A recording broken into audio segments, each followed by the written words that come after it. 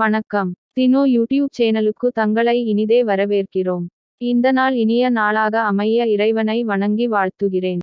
வணக்கம். ஞாயிற்றுக்கிழமை ஜனவரி மாதம் 28ஆம் தேதி, சோபக்கிருது வருஷம் தை மாதம் 14ஆம் தேதி, மகம் நட்சத்திரம். இன்று மதியம் 3:18 வரை மகம். அதன் பிறகு பூரம். திதி தேய்பிறை, திருதியை தேய்பிறையிலே வருகின்ற 3ஆம் பிறை. யோகம் மதியம் 3:18 வரை நன்றாக இல்லை. அதன் பிறகு சித்த யோகம். மகர ராசிக்கு சந்திராஷ்டம நாள். ராகு காலம் 4:30 மணி முதல் 6 மணி வரை, யமகண்டம் பகல் 12 மணி முதல் 1:30 வரை, குளிகை நேரம் பிற்பகல் 3 மணி முதல் 4:30 மணி வரை. நல்ல நேரம் என்கின்ற சுபஹோரைகள் காலை 7 மணி முதல் 9 மணி வரை, 11 மணி முதல் 12 மணி வரை, மதியம் 2 மணி முதல் 4 மணி வரை, மாலை 6 மணி முதல் 7 மணி வரை, இரவு 9 மணி முதல் 11 மணி வரை. இன்றைய கிரக நிலவரம்: மேஷத்தில் குரு, சிம்மத்தில் சந்திரன், கன்னியில் கேது, தனுசில் செவ்வாய் சுக்கிரன், மகரத்தில் சூரியன் புதன், கும்பத்தில் சனி, மீனத்தில் ராகு. இனி தெரிஞ்சுக்கலாம் வாங்க.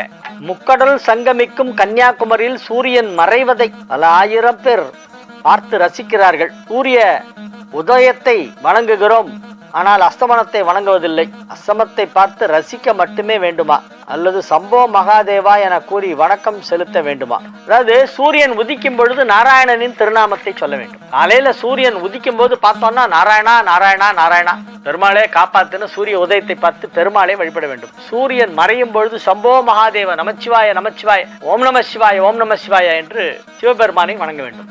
உதயத்தில் பெருமாள் விஷ்ணு, அஸ்தமனத்தில் சிவன் மகாதேவன். இதுதான் வழிபாடு.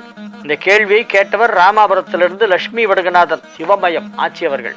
வி புவனேஸ்வரி, மடிப்பாக்கம் ஏரிக்கரை தெரு மடிப்பாக்கம். 7:30 சனி ஒருவருக்கு நடக்கும் பொழுது திருமணம் செய்யலாமா? திருமணம் போன்ற சுப நிகழ்ச்சிகள் அவருக்கு நடத்தலாமா? வி புவனேஸ்வரி கேட்கறாங்க மடிப்பாக்கத்துல இருந்து. 7:30 சனி நடக்கும்போது கல்யாணம் பண்ணலாங்க, அதுக்கு சம்பந்தம் இல்லை. நிறைய பேருக்கு 7:30 சனியில தான் கல்யாணம் ஆகும். 7:30 சனி ஆரம்பிக்கும் போது கல்யாணம் ஆகும், இல்லைன்னா முடியும் போது கல்யாணம் ஆகும். பெரும்பாலும் அப்படிதான் நடக்குது. அதுல ஒன்றும் தவறு கிடையாது, செய்யலாம். உருப்பசியும் ஏவா பிணியும் செரு பகையும் சேராது இயல்வது நாடு. குறள் 734. லட்சுமி வடுகநாதன் கேட்கறாங்க, எந்த நாட்டில் பசி இல்லையோ, பிணி இல்லையோ, பகை இல்லையோ, அதுதான் நல்ல நாடுன்றாங்க. வள்ளுவர் சொல்றாரு, பசியும் நோயும் அழிவு செய்யும் பகையும் தன்னிடம் சேராமல் நல்ல வகையிலே இருப்பதுதான் நாடே நல்ல நாடு என்று வள்ளுவர் அன்றே கூறியுள்ளார். ஆனால் இன்று மருத்துவமனைகள் எங்கு பார்த்தாலும் புதிதாக முளைத்துக் கொண்டே இருக்கின்றன. தண்ணீரை கூட காசு கொடுத்துத்தான் வாங்க வேண்டியது உள்ளது. மருத்துவமனை திரையரங்கு ரேங்குக்கு போய்விட்டது. இது நமது நாட்டுக்கு நல்லதா? 10 வயதுக்கு உட்பட்ட குழந்தைகள் எல்லாம் இப்பொழுது கண்ணாடி போடுகிறார்கள். 30 வயதிலேயே சர்க்கரை வியாதி வந்து விடுகிறது. இது நாடு கொஞ்சம் கொஞ்சமா நம்ம கண்ட்ரி அட்மாஸ்பியரே பொல்யூட் ஆயிட்டு இருக்குல்ல. முன்னெல்லாம் விளையிற காய்கறிகள் நெல்லெல்லாம் முழுக்க இயற்கையாக விளைஞ்சது. இப்ப நிறைய செயற்கை உரம் சேர்க்கிறோம், அதனால அதோடைய குவாலிட்டி குறையும். அதே மாதிரி காற்றுல மாசு கொஞ்சம் கொஞ்சமா அதிகமாயிட்டே வருது, அதனால பொல்யூஷன் அதிகமாகுது. அதனால மக்களுடைய ஆரோக்கியமும் அது தகுந்த மாதிரி குறையுது. அப்பெல்லாம் 85-90 வயசு வரைக்கும் நல்லா ஸ்ட்ராங்கா இருந்தாங்க. இன்னைக்கு 55-60 வயசானாலே எல்லாரும் ஒரு மாதிரி டவுன் ஆயிடுறாங்க. கோவிலில் மூலவர் தெய்வங்களை வணங்கும் முன்பாக மூலவர் தெய்வங்களின் பாதம் பார்த்தபடி வணங்கி பின்தான் முகத்தை பார்த்து வணங்க வேண்டும். முதல்ல பாதத்தை வணங்குவாங்க. கூட்ட நெரிசலில் மிகுந்த புகழ் வாய்ந்த கோவிலில் இம்முறை கடைபிடிக்க முடியாது. சாத்தியமா? இல்ல, முடியாது. ஒரு செகண்ட் பார்த்தாலே போறோம்ட்டு நம்மளாம் அவசரம் இப்ப திருப்பதி போறோம், அங்க ஜருகண்டி தள்ளிட்டே இருப்பாங்க. நான் முதல்ல பாதத்தை பார்த்துட்டு அப்புறமா அப்படியே சிரசை பார்ப்பேன்லாம் நின்றுட்டு அங்க பார்த்துட்டா இருக்க முடியும். கண்ணில் பட்டாலே போறோம் சாமி, அவ்வளவுதான். ஒரு க்ஷண நேரம் பார்த்தாலே போறன்ற ஒரு லெவல்ல தான் இருப்பாங்க. தாளை வணங்க வேண்டுமா? நான் தாள் தெரிந்தால் வணங்கலாம். அதை பூ போட்டு மூடிந்தாங்கன்னா என்ன பண்ணுவீங்க? அர்ச்சனை பண்ணி பூவை போட்டு பாதத்தை மறைத்திருந்தால் என்ன செய்ய முடியும்? அது கவிதை ராஜா கேட்ட கேள்வி அது. அடுத்தது எஸ் மாலா, வாசுதேவநல்லூர். தினமும் சூரிய நமஸ்காரம் செய்வதால் ஏற்படும் பலன்கள் பற்றி தங்கள் கருத்துக்களை கூறவும். வாழ்க வையகம், வாழ்க வளமுடன். எஸ் மாலா, வாசுதேவநல்லூர், தென்காசி மாவட்டம். சூரிய நமஸ்காரம் தினமும் செய்தால் ஆரோக்கியம் நன்றாக இருக்கும், ஆயுள் தீர்க்கமாக இருக்கும். சூரிய நமஸ்காரம் என்பது 121 நமஸ்காரங்களை கொண்டது. வேதத்தில் எந்தெந்த இடத்துல சூரியனை பத்தி சொல்லியிருக்கோ அதையெல்லாம் தொகுத்து கம்பைல் பண்ணதான் சூரிய நமஸ்காரம். ஒரு மந்திரத்தையும் சொல்லி சாயா சமிக்யா சமேத ஸ்ரீ சூரிய நாராயணமூர்த்தி ஏ நமஹா அப்படின்னு சொல்லி ஒரு நமஸ்காரம் பண்ணுவாங்க. இந்த மாதிரி 121 நமஸ்காரம் வரும். எல்லாம் வேத மந்திரத்திலிருந்து எடுத்தது. அதுதான் அதை கம்பைல் பண்ணது தான் அந்த சூரிய நமஸ்காரம். அதை டெய்லி பண்ண எல்லாமே சரியா இருக்கும். ஸ்ரீதர் ராஜகோபாலன், வேளச்சேரி ரத்னா அபார்ட்மெண்ட்ஸ், சென்னை 42.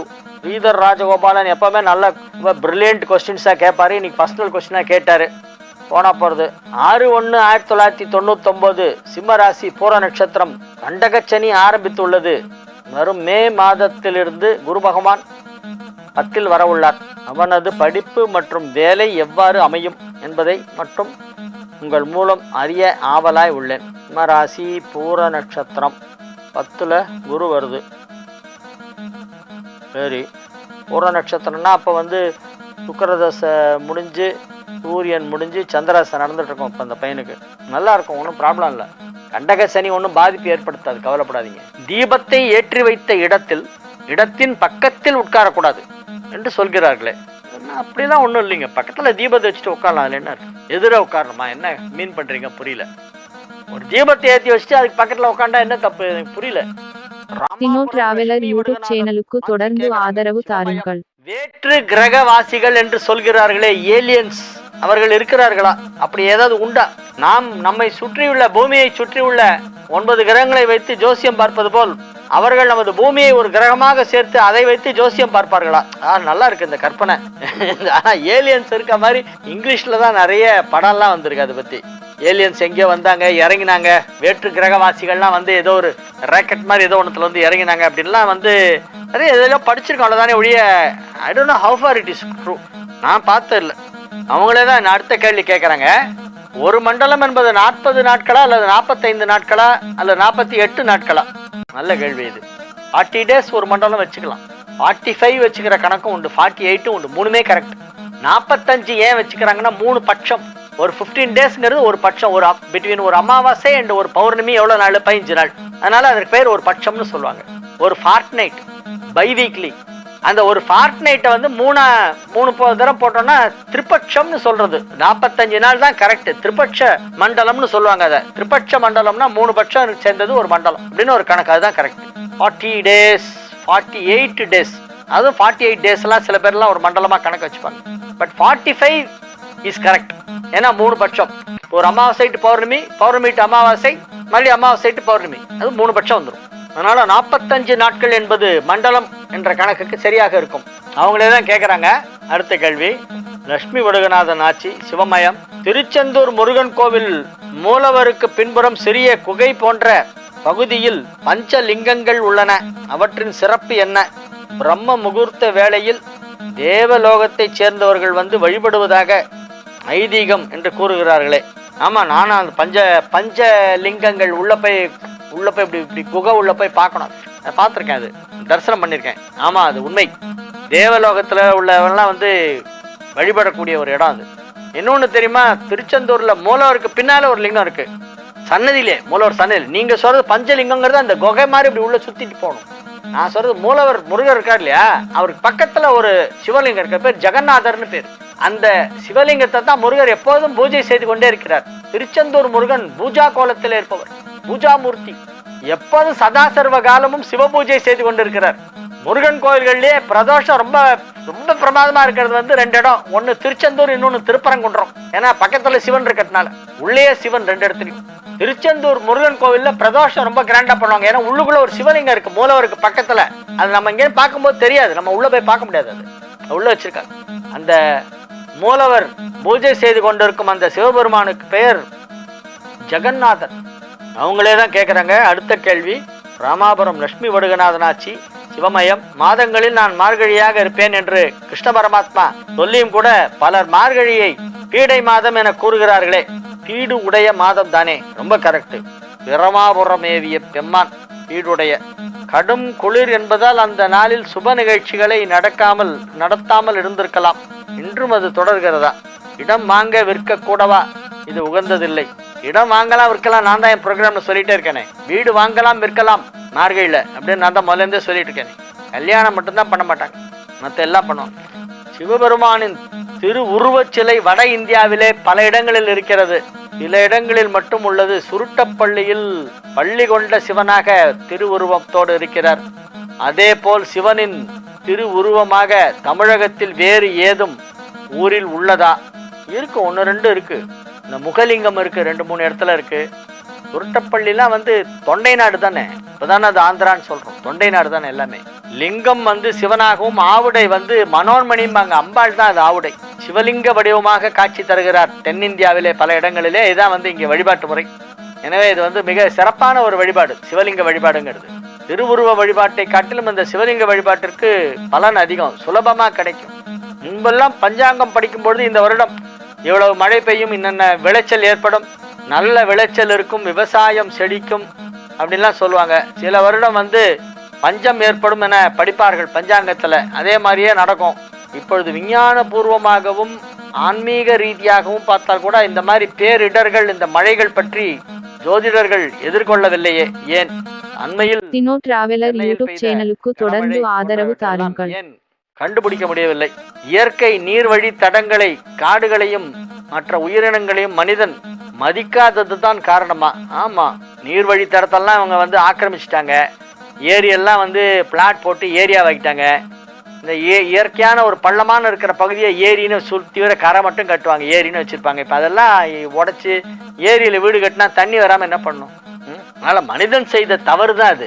இயற்கையை பழிக்க கூடாது.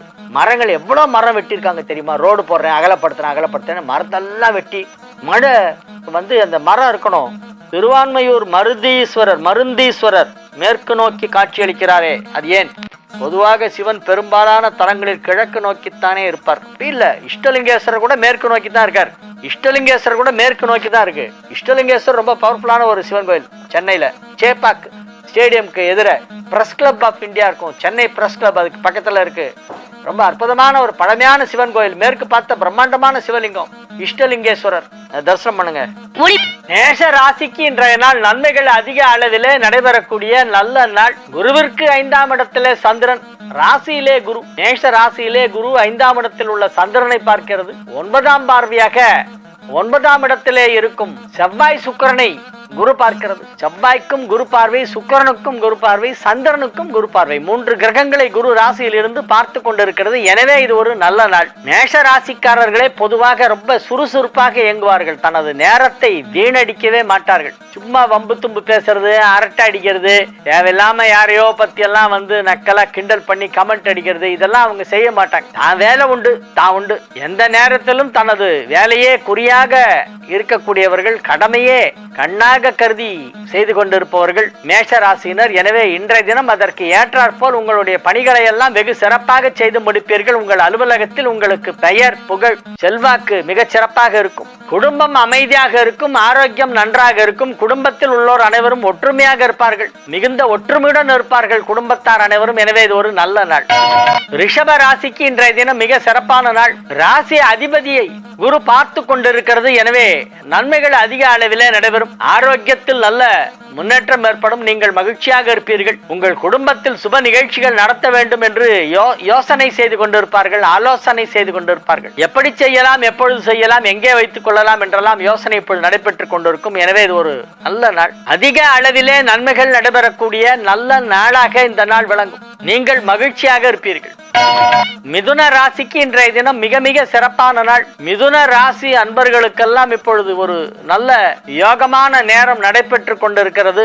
தனஸ்தானாதிபதி சந்திரனை தனகாரகன் பார்க்கிறது. தனஸ்தானாதிபதினா 2ஆம் வீட்டிற்கு அதிபதியான சந்திரன். தனகாரகன் என்றால் குரு. அனைவருக்குமே தனகாரகன் என்று சொல்லப்படுவது குருதான். அந்த குரு சந்திரனை பார்க்கிறது என்பதால் பொருளாதாரத்திலே நல்ல வளர்ச்சி ஏற்படும். சந்திரனை மட்டும் பார்க்கவில்லை, 2 குடைவனை மட்டும் பார்க்கவில்லை, லாபாதிபதியும் பார்க்கிறது. 11 குடைய செவ்வாயையும் பார்க்கிறது. 11 குடைவன் குருவால் பார்க்கப்படுகிறான், 2 குடைவனும் குருவால் பார்க்கப்படுகிறான். 2, 11 ஆகிய வீடுகளுக்கு அதிபதியான கிரகங்களை குரு பார்ப்பதால் செல்வ செழிப்பு அதிகமாகும், பண வரவு திருப்தியாக இருக்கும். நன்மைகள் அதிக அளவிலே நடைபெறக்கூடிய நல்ல நாள், மகிழ்ச்சியான நாள். குடும்பம் அமைதியாக இருக்கும். மாணவ மாணவியர் கல்வியிலே அதிக ஆர்வம் செலுத்துவார்கள்.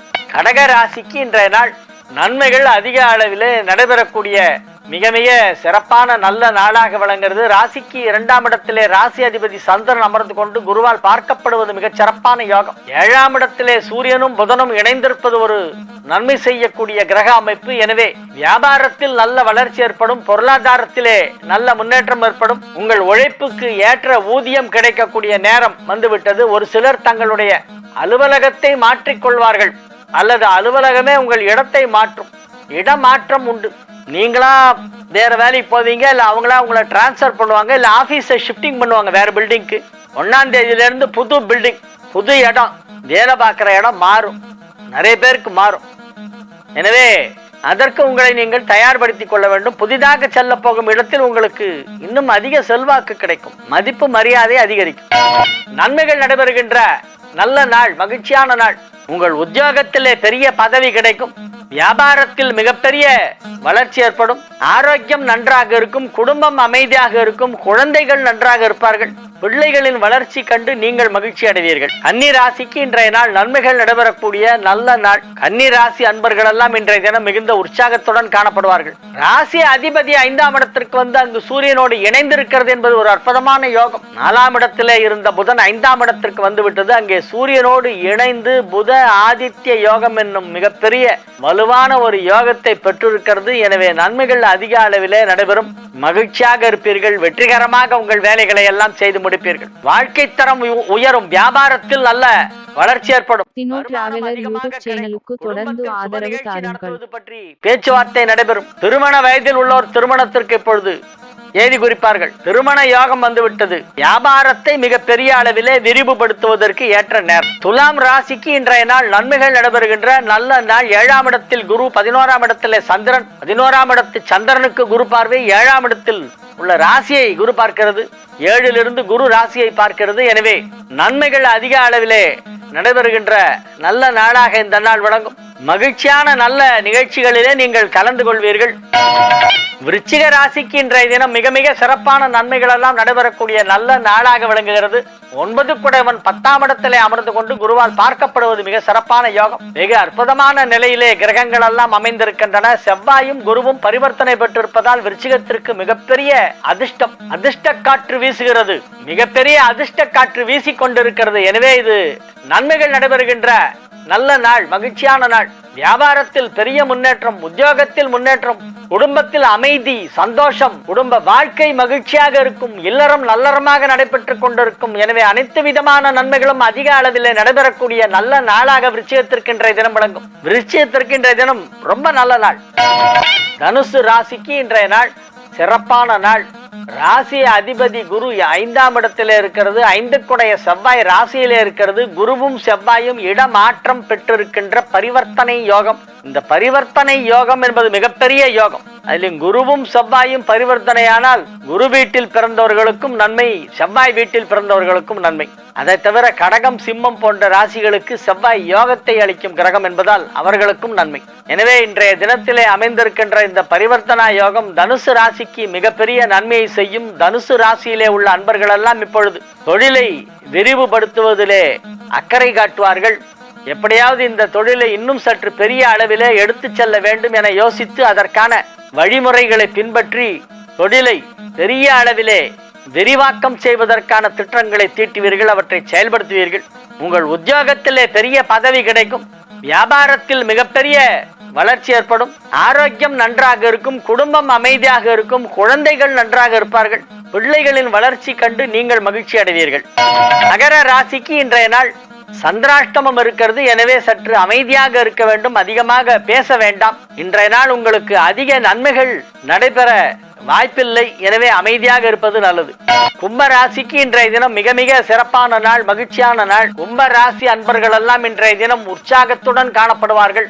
ஆரோக்கியம் நன்றாக இருக்கும், வியாபாரம் சிறப்பாக நடைபெற்றுக் கொண்டிருக்கும், குடும்பத்தில் அமைதி நிலவும். திருமண வயதில் உள்ளவர்களுக்கெல்லாம் இப்பொழுது திருமணத்தை பற்றி பேசுவார்கள். அசையா சொத்து வாங்குவதற்கு வாய்ப்பு இப்பொழுது வலுவாக இருக்கிறது. ராசிக்கு 11ஆம் இடத்திலே செவ்வாய் பரிவர்த்தனா யோகம் பெற்றிருக்கிறது. எனவே பூமி லாபம் கிடைக்கும், வீடு வாங்கலாம், மனை வாங்கலாம். நன்மைகள் அதிக அளவிலே நடைபெறக்கூடிய நல்ல நாள் இன்றைய நாள். மீன ராசிக்கு இன்றைய தினம் மிக மிக சிறப்பான நன்மைகள் எல்லாம் நடைபெறப் போகின்றன. 5 குடைவன் குருவால் பார்க்கப்படுவது யோகை. குரு 5ஆம் பார்வையாக சந்திரனை பார்க்கிறது, 9ஆம் பார்வையாக செவ்வாயை பார்க்கிறது. குரு, சந்திரன், செவ்வாய் இவை மூன்றும் ஒரு திரிகோணத்திலே இருக்கின்றன. ட்ரையாங்குலர் ஷேப்ல இருக்கு. குருவுக்கு 5இல் சந்திரன், சந்திரனுக்கு 5இல் செவ்வாய், செவ்வாய்க்கு 5இல் குரு. இந்த ட்ரையாங்கிள் ரொம்ப பெரிய நன்மையை செய்யும் மீனராசிக்கு.